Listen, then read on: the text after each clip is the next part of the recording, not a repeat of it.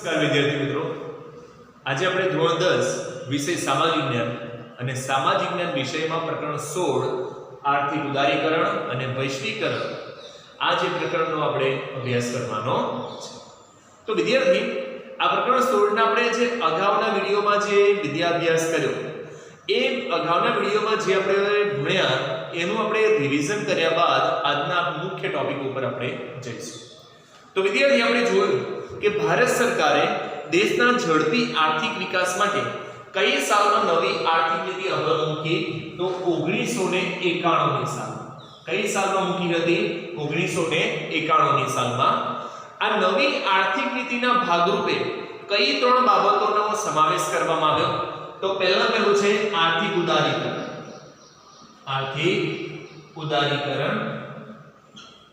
ત્યાર પછી છે ખાનગીકરણ અને ત્યાર પછી છે વૈશ્વિકીકરણ. આ જે ત્રણ બાબતોનો સમાવેશ કરવામાં આવ્યો. આપણે આર્થિક ઉદારીકરણ એટલે શું બેટા? તો ક્લિયર થઈ ગઈ વ્યાખ્યા. તો પણ ફરીથી હવે જોઈએ કે આર્થિક ઉદારીકરણ એટલે ખાનગી ક્ષેત્ર પરના જે અંકુશો અને નિયંત્રણો દૂર કરીને વિકાસની પ્રક્રિયાને પ્રોત્સાહિત કરવાની પ્રક્રિયા, જેને આર્થિક ઉદારીકરણ તરીકે ઓળખવામાં આવે છે. આ જે આર્થિક ઉદારીકરણ ના લાભ અને ગેરલાભ પણ છે વિદ્યાર્થી.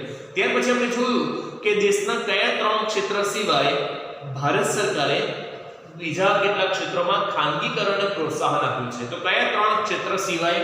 તો પહેલું ક્ષેત્ર આવે છે વિદ્યાર્થી, એ છે રેલવે. ત્યાર પછી બીજું કયું છે? અણુ ક્ષેત્ર. અને ત્યાર પછી છે સંરક્ષણ. આ જે ત્રણ ક્ષેત્ર સિવાય બીજા ક્ષેત્રોમાં ખાનગીકરણને પ્રોત્સાહન આપવામાં આવેલું છે. ત્યાર પછી ખાનગીકરણ એટલે શું? એટલે બેટા ક્લિયર છે તો કે જે ઉદ્યોગોની માલિકી સરકારની હોય, જે ઉદ્યોગોની માલિકી સરકારની હોય પરંતુ એનું સંચાલન કોઈ એક વ્યક્તિ કે સંસ્થા દ્વારા કરવામાં આવતું હોય, જેને ખાનગીકરણ તરીકે ઓળખવામાં આવે છે. ખાનગીકરણના મુખ્ય કેટલા માર્ગો છે? બે માર્ગ છે. ત્યાર પછી છે વૈશ્વિકીકરણ. તો વૈશ્વિકીકરણ એટલે શું? તો દેશના અર્થતંત્રને વિશ્વના દેશના અર્થતંત્ર સાથે જોડવાની પ્રક્રિયા, જેને વૈશ્વિકીકરણ તરીકે ઓળખવામાં આવે છે. ત્યાર પછી વિદ્યાર્થી આપણે એ પણ વિદ્યાભ્યાસ કર્યો હતો કે વિશ્વ વ્યાપાર સંગઠન. વિશ્વ વ્યાપાર સંગઠન. હવે વિદ્યાર્થી જે વિશ્વ વ્યાપાર સંગઠન છે જેની સ્થાપના કઈ તારીખ અને કઈ સાલમાં થઈ હતી? તો 1 જાન્યુઆરી 1995 ની સાલમાં. કઈ તારીખ? 1 જાન્યુઆરી 1995 ની સાલમાં જે વિશ્વ વ્યાપાર સંગઠનની સ્થાપના થઈ હતી. હવે વિશ્વ વ્યાપાર જે સંગઠન છે એનું મુખ્ય મથક ક્યાં આવેલું છે? તો સ્વિટ્ઝરલેન્ડના જીનીવા ખાતે. ક્યાં આવેલું છે? સ્વિટ્ઝરલેન્ડના જીનીવા ખાતે આ વિશ્વ વ્યાપાર સંગઠનનું જે મુખ્ય મથક છે જે આવેલું છે. આજના આ વિડિયોનો આપણે મુખ્ય ટોપિક ઉપર હવે આપણે જઈશું. તો બેટા વૈશ્વિકીકરણ ને કારણે ભારતીય અર્થતંત્ર પર થયેલી અસરો જણાવો. કે વિશ્વ વ્યાપાર સંગઠનની વિશ્વ વ્યાપાર સંગઠનની ભારતીય અર્થતંત્ર પર થયેલી અસરો જણાવો. તો વિશ્વ વ્યાપાર સંગઠનની ભારતીય અર્થતંત્ર પર કેવી અસર થઈ છે? તો પહેલું તો આપણે બેટા જોઈએ કે વિશ્વ વ્યાપાર સંગઠનની ભારતીય અર્થતંત્ર પર સૌથી વધુ એવી સારી અસરો જોવા મળી છે કે ભારત દેશ એ વિશ્વ વ્યાપાર સંગઠનમાં નહોતો જોડાયો. ભારત દેશ જ્યારે વિશ્વ વ્યાપાર સંગઠનમાં નહોતું જોડાણ થયું એ સમયે જે વિશ્વ વ્યાપારમાં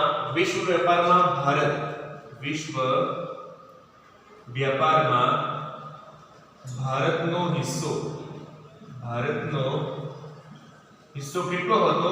તો ભારતનો હિસ્સો હતો બેટા 0.5% જેટલો હતો. ત્યાર પછી ભારતનું જે વિશ્વ વ્યાપાર સંગઠન સાથે જોડાણ થયું જે 0.5% જે વિશ્વ વેપારમાં જે ભારતનો હિસ્સો હતો તે વધીને 1% થી વધુ થઈ ગયો. કેટલો થઈ ગયો? 1% થી વધુ થયો. તો થયો છે.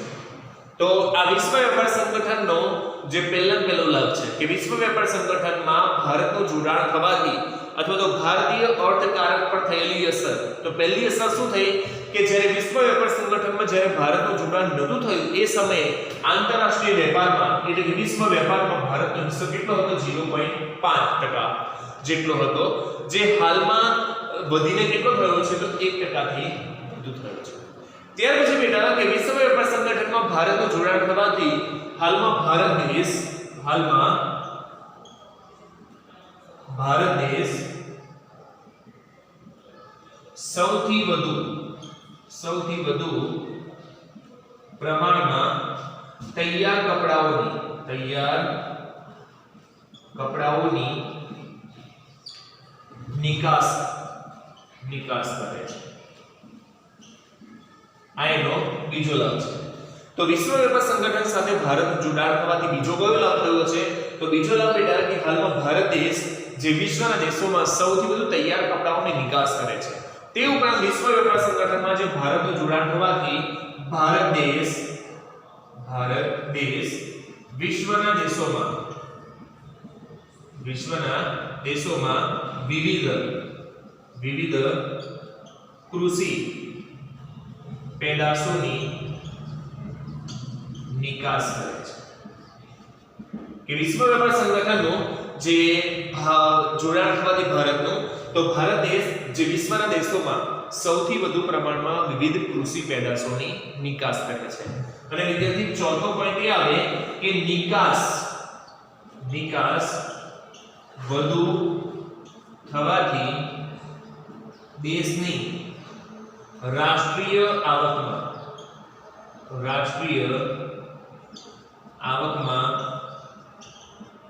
વધારો થયો છે. તો વિદ્યાર્થી આ સૌથી મહત્વનો અને પરીક્ષામાં પણ પૂછાતો આ એક પ્રશ્ન છે, બહુ સહેલો પ્રશ્ન છે કે વિશ્વ વેપાર સંગઠનની ભારતીય અર્થતંત્ર પર થયેલી અસરો જણાવો. અથવા તો વિશ્વ વેપાર સંગઠનમાં ભારતનું જોડાણ થવાથી ભારતને કયા લાભ થયા છે? તો પહેલો લાભ કયો છે કે વિશ્વ વેપાર સંગઠનમાં જે ભારતનું જોડાણ નહોતું થયું એ સમયે ભારતનો આંતરરાષ્ટ્રીય વેપારમાં હિસ્સો કેટલો હતો? 0.5%. અને જ્યારથી ભારત દેશનું જે વિશ્વ વેપાર સંગઠનમાં જોડાણ થયું છે તે વધીને કેટલો થયો છે? તો 1% થી વધુ થયો છે. તે ઉપરાંત હાલમાં ભારત દેશ સૌથી વધુ તૈયાર કપડાઓની નિકાસ કરે છે. ત્રીજો લાભ કયો છે કે ભારત દેશ વિશ્વના દેશોમાં વિવિધ કૃષિ પેદાશોની નિકાસ કરે છે. અને સ્વાભાવિક છે વિદ્યાર્થી કે નિકાસ વધુ થાય, કોઈ પણ દેશ બીજા દેશમાં સૌથી વધુ પ્રમાણમાં નિકાસ કરે તો ફાયદો શું થશે બેટા? ફાયદો એ થશે કે જે તે દેશની વિદેશી મૂંડિયામણમાં વધારો થાય. મૂંડિયામણ એટલે કે રાષ્ટ્રીય આવકમાં વધારો થતો હોય છે. ક્લિયર બેટા? કમ્પ્લીટ પ્રશ્ન? ઓકે, ચાલો. ત્યાર પછીનો આપણો જે ટોપિક આવે છે એ છે ટકાઉ વિકાસ. ટકાઉ વિકાસની વ્યાખ્યા. અને જે ટકાઉ વિકાસ છે જેને બીજા અર્થમાં કયા નામે ઓળખવામાં આવે છે? તમારી ચોપડીમાં જો બેટા કે ટકાઉ વિકાસ જેને સુપોષિત વિકાસ તરીકે ઓળખવામાં આવે છે. ટકાઉ વિકાસની પ્રક્રિયા એટલે શું? જો ટકાઉ વિકાસની પ્રક્રિયા જેને બીજા અર્થમાં કયા નામે ઓળખવામાં આવે છે? તો સુપોષિત વિકાસ તરીકે પણ ઓળખવામાં આવે છે. તો ટકાઉ વિકાસ એટલે શું? તો બેટા ટકાઉ વિકાસ એટલે વિકાસની પ્રક્રિયા દરમિયાન પર્યાવરણને કોઈ પણ પ્રકારનું નુકસાન ન થાય અને જે વિકાસ કરવામાં આવે તેને ટકાઉ વિકાસની પ્રક્રિયા તરીકે ઓળખવામાં આવે છે। એકદમ સરળ વ્યાખ્યા છે બેટા કે ટકાઉ વિકાસ એટલે શું? તો વિકાસની પ્રક્રિયા દરમિયાન પર્યાવરણને કોઈ પણ પ્રકારનું નુકસાન ન થાય અને જે વિકાસ કરવામાં આવે જેને ટકાઉ વિકાસની પ્રક્રિયા તરીકે ઓળખવામાં આવે છે। એની બીજી વ્યાખ્યા પણ છે બેટા કે ટકાઉ વિકાસ એટલે પર્યાવરણ સાથે મૈત્રીપૂર્ણ વ્યવહાર રાખીને, ટકાઉ વિકાસ એટલે પર્યાવરણ સાથે મૈત્રીપૂર્ણ વ્યવહાર રાખીને જે વિકાસ કરવામાં આવે જેને ટકાઉ વિકાસની પ્રક્રિયા તરીકે ઓળખવામાં આવે છે। જો અહીંયા લખું છું કે પર્યાવરણ સાથે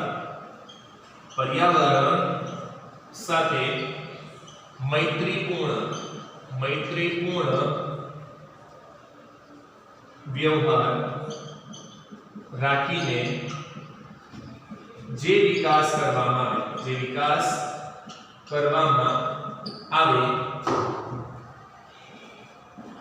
તેને ટકાઉ વિકાસની પ્રક્રિયા તરીકે ઓળખવામાં આવે છે। ઓકે બેટા, ક્લિયર?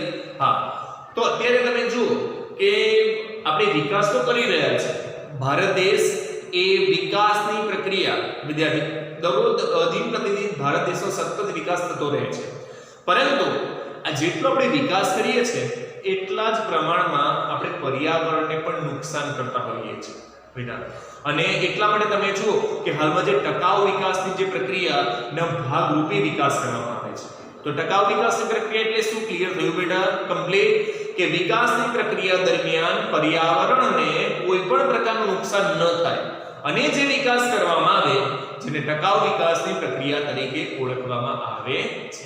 અત્યારે જે ભારત દેશ જે વિકાસ કરી રહ્યો છે પરંતુ સાથે સાથે આપણે પર્યાવરણને પણ એટલું નુકસાન કરી રહ્યા છે। તમે જુઓ કે અત્યારે બેટા જે ઉદ્યોગો દ્વારા જે કેમિકલ યુક્ત ગંદુ પાણી એ સીધું નદીઓમાં છોડી દેવામાં આવે છે, ઔદ્યોગિક કચરો છે જમીન ઉપર જ્યાં ત્યાં ફેંકવામાં આવે છે, ઉદ્યોગો દ્વારા હવામાં જે ઝેરી વાયુઓ જે શુદ્ધિકરણની પ્રક્રિયા કર્યા વગર છોડી દેવામાં આવે છે અને એને કારણે પર્યાવરણની જે સંતુલન છે અત્યારે ખોરવાય છે। અને આ રીતે જો વિદ્યાર્થી જો વિકાસ થતો રહે ને તો ભાવિ જે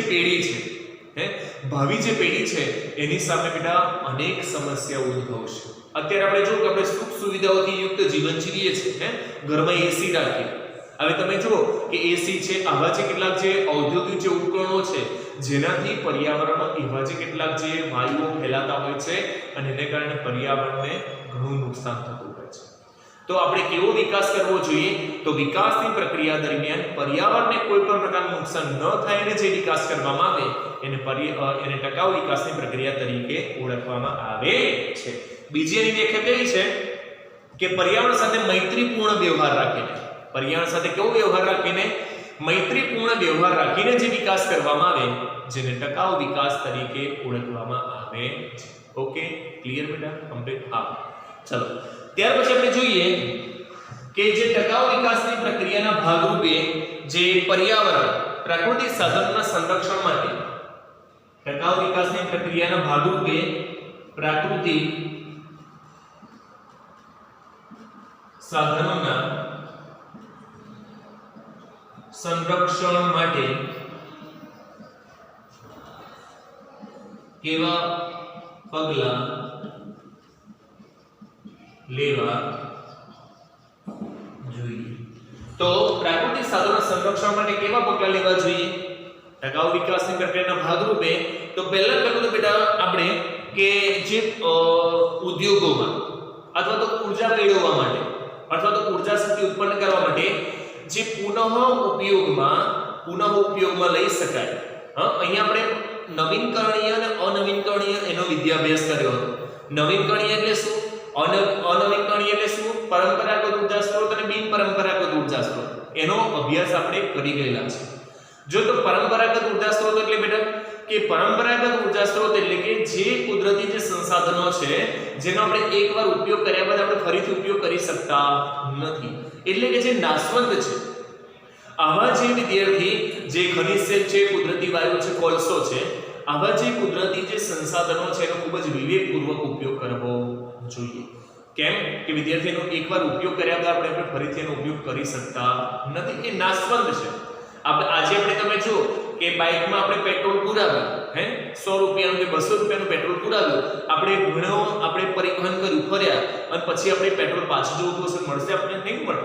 એટલા માટે અને બીજી બાજુ વિદ્યાર્થી એ બાબત પણ છે કે આવા જે ઊર્જાના જે સ્ત્રોત છે એના વિના આપણે ચાલે પણ નહીં, અને એટલા માટે આવા જે ખનિજ તેલ છે, કુદરતી વાયુ છે, કોલસો છે, એનો ખૂબ જ આપણે વિવેકપૂર્વક, કરકસરપૂર્વક એનો ઉપયોગ કરવો જોઈએ.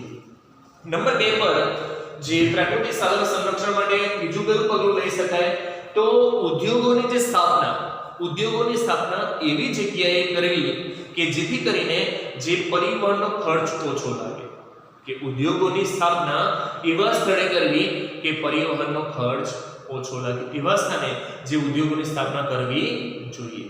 તે ઉપરાંત ઔદ્યોગિક કચરાનો, વિદ્યાર્થી ઉદ્યોગોમાં એવો જે કચરો છે કે આપણે ગમે ત્યાં ન ફેંકતા ઔદ્યોગિક કચરાનો યોગ્ય જગ્યાએ નિકાલ કરવો જોઈએ. નદીઓ છે, મહાસાગરો છે, જળાશયો છે, એમાં ઉદ્યોગોનું જે કેમિકલ યુક્ત પાણી એ સીધું ન છોડતા શુદ્ધિકરણની પ્રક્રિયા કર્યા બાદ એ પાણી છે એ જળાશયોમાં છોડવું જોઈએ, જેથી કરીને પર્યાવરણને કોઈ પણ નુકસાન ન થાય અને કોઈ પણ પ્રકારનું જળ પ્રદૂષણ જે ઉદ્ભવે નહીં.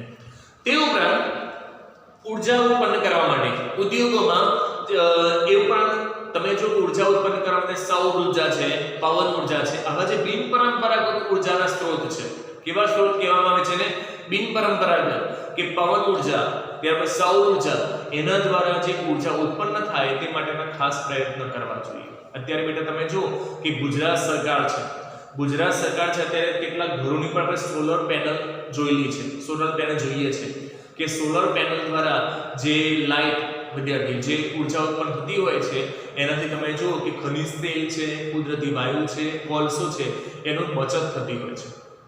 તમે આપણા આણંદ જિલ્લામાં તમે પાવર સ્ટેશન દુવારણ છે, ત્યાં વિદ્યાર્થી જે વીજળી ઉત્પન્ન કરવા માટે સૌથી વધારે ખનિજ તેલ, પહેલાના સમયમાં તમે છે ને ત્યાં ટ્રેન દ્વારા જે ખનિજ તેલ પહોંચાડવામાં આવતું, અત્યારે પ્લાન્ટ બંધ છે. પહેલા સૌથી પહેલા કોલસા દ્વારા ચાલુ થયું, ત્યાર પછી ખનિજ તેલ દ્વારા, હાલમાં છે ને કુદરતી વાયુ દ્વારા ત્યાં વિદ્યુત ઉત્પન્ન કરવામાં આવે છે. સૌથી વધુ વપરાશ થતો હોય છે અને ત્યારે આ ઇલેક્ટ્રિસિટી જે ઉત્પન્ન થતી હોય છે. એટલા માટે આપણે એ પણ કરી શકીએ જે આપણે બિનજરૂરી લાઇટ છે, પંખા છે, જો ચાલુ હોય તેને આપણે વપરાશમાં ન હોય તેને બંધ કરી દેવા જોઈએ. તો આ રીતે જે બિનપરંપરાગત જે ઉર્જા સ્ત્રોતો છે, જે પવન ઉર્જા છે, સૂર્ય ઉર્જા છે, એનો ઉપયોગ વધારવો જોઈએ, જેથી કરીને વિદ્યાર્થી આપણે પર્યાવરણનું આપણે રક્ષણ કરી શકીએ. તો ટકાઉ વિકાસની જે પ્રક્રિયાના ભાગરૂપે આપણે આટલી જે કેટલીક જે મહત્વની જે બાબતો છે એ ધ્યાનમાં રાખીને જે વિકાસ થાય તે માટેના ખાસ પ્રયત્ન જે આપણે કરવા જોઈએ, તો જ વિદ્યાર્થીને તેના ભાવિ પેઢી સામે કેટલી સમસ્યાઓ જે ઉદ્ભવી શકે છે. ત્યાર પછી આપણે જોઈએ કે પર્યાવરણની સુરક્ષા માટે લેવાયેલા પગલાં, પર્યાવરણની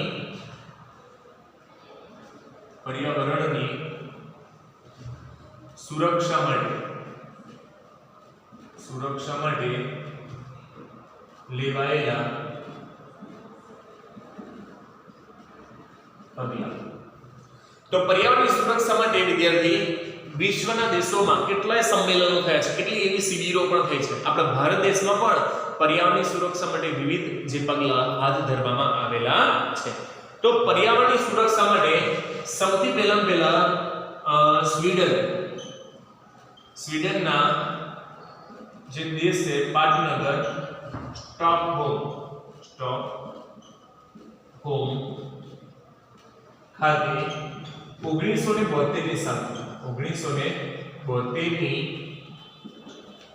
સાલમાં સૌપ્રથમ પૃથ્વી પરિષદનું આયોજન કરવામાં આવ્યું કે પર્યાવરણની સુરક્ષા માટે સૌથી પહેલા કે સ્વીડનના પાટનગર સ્ટોકહોમ ખાતે 1972ની સાલમાં, કઈ સાલમાં? 1972ની સાલમાં જે પૃથ્વી પરિષદનું આયોજન કરવામાં આવ્યું હતું. આ જે પૃથ્વી પરિષદ વિદ્યાર્થી 1972ની સાલમાં સ્વીડનના પાટનગર સ્ટોકહોમ ખાતે આ પૃથ્વી પરિષદ મળેલી, જેમાં વિશ્વના દેશોમાંથી એવા જે નામાંકિત વ્યક્તિઓ, એવા જે તજજ્ઞ વ્યક્તિઓની આજે એક શિબિર યોજાઈ હતી. તે ઉપરાંત બેટા તમે અત્યારે તમે વિશ્વના દેશોમાં એવી જે કેટલીક સંમેલનો થયા છે, એવા જે કેટલાક જે શિબિરો થયા છે કે જેથી કરીને પર્યાવરણનું સંરક્ષણ થઈ શકે. એ ઉપરાંત ભારત સરકારે પર્યાવરણની સુરક્ષા માટે કયા કયા પગલાં લીધા છે? તો ભારત સરકારે પર્યાવરણની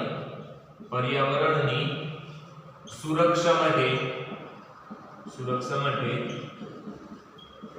ભરેલા પગલાં. તો ભારત સરકારે વિદ્યાર્થી પર્યાવરણની સુરક્ષા માટે કયા કયા પગલાં ભરેલા છે? તો વિદ્યાર્થી ભારત સરકારે પર્યાવરણની સુરક્ષા માટે પર્યાવરણનું જતન થાય એ માટે ઘણા એવા જે સુધારા જે અમલમાં મૂકેલા છે, જેમાં દેશના તમે જો કે દેશના જે મુખ્ય શહેરોની જે પ્રદૂષણની માહિતી પ્રગટ થાય છે. પ્રદૂષણની માહિતી પ્રગટ થાય છે કે દેશના જે મુખ્ય શહેરો છે બેટા, કે દિલ્હી છે, ત્યાર તમે જો અમદાવાદ છે, આવા જે કેટલાય જે શહેરો છે, આવા જે શહેરોમાં દરરોજ વિદ્યાર્થી જે પર્યાવરણની પ્રદૂષણની જે માહિતી જે પ્રગટ થતી હોય છે, જેથી કરીને ખ્યાલ આવે કે પ્રદૂષણના પ્રમાણમાં કેટલો વધારો થયો, કેટલો ઘટાડો થયો.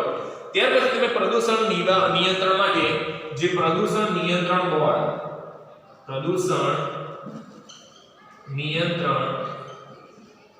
બોર્ડની પણ સ્થાપના કરવામાં આવી છે. કે પ્રદૂષણના નિયંત્રણ માટે ભારત સરકારે જે પ્રદૂષણ નિયંત્રણ બોર્ડની સ્થાપના કરવામાં આવેલી છે. આ જે પ્રદૂષણ નિયંત્રણ બોર્ડ દ્વારા દેશમાં પ્રદૂષણ ન ફેલાય તે માટે મહત્વની જે કામગીરી આ પ્રદૂષણ નિયંત્રણ બોર્ડ એ કરી રહ્યું છે. તે ઉપરાંત બેટા તમે જુઓ કે વિશ્વભરમાં જે 5મી જૂનનો જે દિવસ, 5મી જૂનનો દિવસ વિશ્વભરમાં કયા દિવસ તરીકે ઉજવવામાં આવે છે? વિશ્વ પર્યાવરણ દિન. વિશ્વ પર્યાવરણ દિન તરીકે મનાવવામાં આવે છે. અને ભારત સરકારે વિદ્યાર્થી 1981 ની સાલમાં વાયુ પ્રદૂષણ નિયંત્રણ